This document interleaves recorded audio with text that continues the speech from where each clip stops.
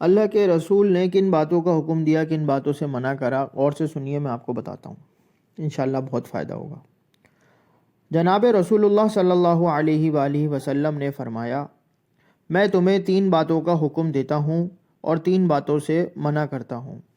میں تمہیں حکم دیتا ہوں کہ اللہ کی عبادت کرو اور اللہ کے ساتھ کسی کو شریک نہ کرو، اور اللہ کی رسی کو مل کر مضبوطی سے تھام لو، اور فرقہ فرقہ مت بنو، اور جس شخص کو اللہ تعالیٰ نے تمہارے معاملات کا نگران بنایا ہے اس کی اطاعت کرو، اور میں تمہیں فضول گفتگو، کثرت سوال اور مال ضائع کرنے سے منع کرتا ہوں۔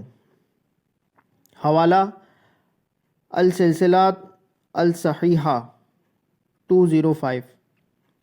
چینل کو سبسکرائب کر لیجئے تاکہ مزید ایسی قیمتی معلومات آپ کو ملتی رہے۔ اس کو صدقہ جاریہ سمجھ کے لائک اور شیئر کر دیجئے۔ جزاک اللہ خیرہ۔